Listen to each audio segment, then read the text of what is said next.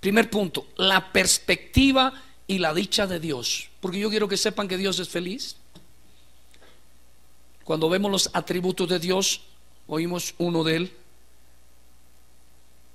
que tiene que ver con su soledad. Dice, se titula, ese atributo lo han titulado los teólogos la soledad de Dios.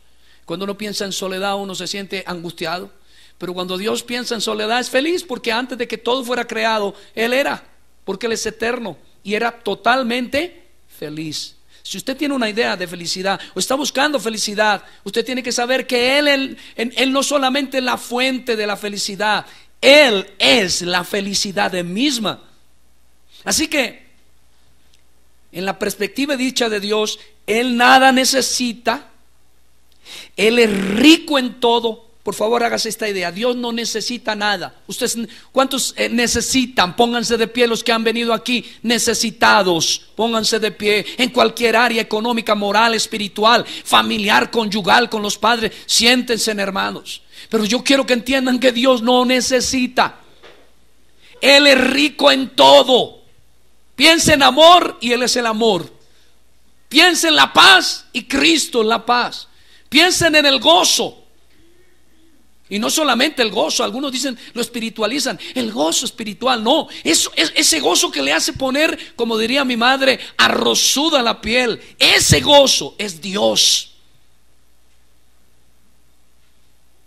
Piense en todo lo mejor, y Él es eso. Su dicha mayor, la de Dios, es dar. Y Él dice en boca de Jesús: óigame bien, ¿quieren ser felices? Yo, Dios, el eterno, el supremo, soy feliz dando. Y eso es lo que dice: su dicha mayor, la de Dios, es dar. Nos dio la existencia en un mundo originalmente amable para ser felices. El Edén era amable, le dio existencia a la humanidad. La infelicidad entra a escena junto con el pecado. Si no hubiera pecado, no habría infelicidad. La desgracia, la violencia, destrucción del núcleo familiar, adulterios, muerte, ruina total. Pero Dios busca mayor gozo para Él y da a su divino Hijo lo máximo de sus bienes, lo sumo de su aprecio y riqueza por todos aquellos que invocamos su nombre, y de esta manera se glorifica, se deleita. Fue más feliz Dios, dicen algunos, entregando a su Hijo. ¿Cómo puede ser feliz Dios, gozarse Dios, deleitarse Dios matando a su Hijo? Pero eso es lo que dice en Isaías capítulo 53 verso 10. Con todo eso, Jehová quiso ¿qué? Sujetándolo a ¿qué? Cuando haya puesto su vida en expiación por el pecado, verá linaje y vivirá por largos días, y la voluntad de Jehová será en su mano ¿qué? La palabra quiso, que encuentra en este versículo en hebreo, se lee hafetz, y ¿sabe qué traduce? Deseo complaciente. Cuando Dios estaba matando a su Hijo, estaba complacido. Cuando Dios estaba matando a su Hijo, no lo hizo de mala gana, lo hizo de buena gana. Se deleitó, fue feliz haciéndolo. ¿Por qué? ¿Cuál es el pensamiento central de la predicación de hoy? Porque más dichoso es aquel que da que el que recibe. ¿Por qué se deleitó? Porque esa es su suma bienaventuranza, su felicidad, dar. Y cuando pensó en un pueblo que escogió para sí, para redimirlo, tomó lo mejor que tenía y lo dio. Constantemente el camino aún más dichoso, aún más bienaventurado, aún más feliz, es el camino del sacrificio. ¿Qué es sacrificio? Porque algunos no tenemos idea de lo que significa el sacrificio. Sacrificio es dar un tesoro muy preciado por otro que consideramos de mayor precio. Hay un pasaje que yo sé que a todos nos ha confundido en su momento. Espero algún amén si eso es verdad. Hay un pasaje en la escritura que dice: el que no aborrece a su padre, a su madre, a su esposa, a sus hijos, todo lo que tiene, y aún su propia vida, no es digno de mi reino. La primera vez que yo lo leí me confundió. Pero ¿sabe qué es lo que está pidiendo Dios en ese pasaje? Un sacrificio. ¿Y qué sacrificio? Voy a repetirlo. Dar un tesoro muy preciado por otro que consideramos ¿qué? Mayor. Lo que está diciendo Dios es: tienes padre, yo te lo di. Y tienes alguna medida de gozo con él. Tienes cónyuge, yo te lo di. Y tienes alguna medida de deleite con él. Tienes hijos, yo te los di. Y tienes alguna medida de deleite con él. Pero nunca tendrás con él ni con ellos el deleite que yo te puedo y te quiero ofrecer.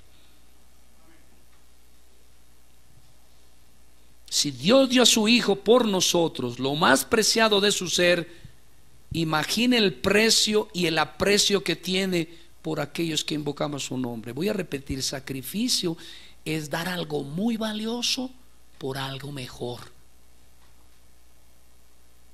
Aquí es donde Dios nos deja locos. ¿Habrá algo mejor que Jesucristo? Pero Dios lo dio por usted y por mí. Porque Dios se deleita en, ¿qué dijimos? En dar. Y por eso dice: más dichosos dar que recibir. Tengo preguntas. ¿Valíamos tanto? No, no valemos nada. Éramos sus enemigos. Pero como su mayor deleite es dar, y por amor, no por obligación, Él no estaba obligado. Él se menospreció a sí mismo en sacrificio por algo que no tenía valor. ¿Quiénes? Nosotros, pecadores que lo odiábamos. Si tiene dudas, mire lo que dice Hebreos capítulo 12, verso 2. Puesto los ojos en Jesús, el autor y consumador de ¿qué?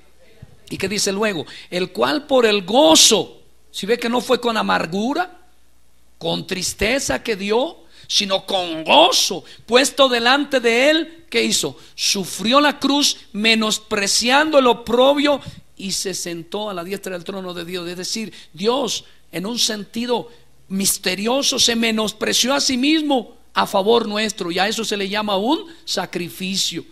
Sacrificio es cuando usted dice: wow, le dan una milhoja de esas de las nieves. Estoy hablando para los viejitos mayores de 45, 50 años. Antiguamente en las nieves en Bogotá, en la calle 22, cerca al Teatro México, vendían unas milhojas. Estoy pensando en mi niñez. Y le traen una milhoja de esa llena de arequipe, de bueno. Y usted tiene hambre, pero voltea a mirar y ve a alguien que también tiene hambre.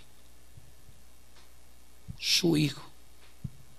Y usted dice: tengo dos elecciones, me lo como, lo cual sería lícito porque es mío. ¿Estamos de acuerdo? Y lo disfruto, lo cual no sería pecaminoso. O prefiero un gozo mayor y se lo doy en las manos a mi hijo. Y se imaginan la cara de un chico con milhoja o con bizcocho y arequipe en la mano.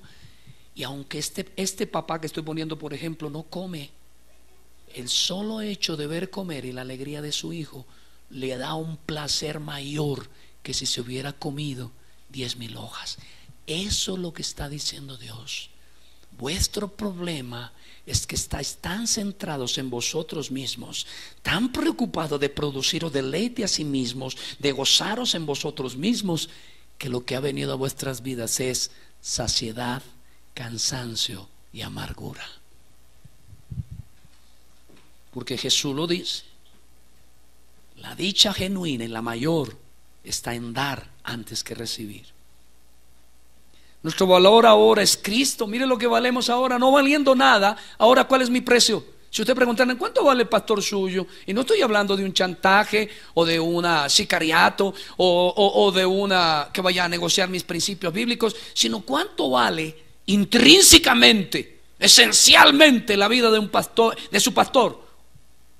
Y usted tiene que decir: es invaluable. ¿Por qué? Porque aunque no valía un peso, fue comprado por precio, y el precio es la sangre del Hijo derramada en la cruz. ¿Se imagina cuánto valgo yo? Pero voy a decirle: ¿y cuánto vale usted?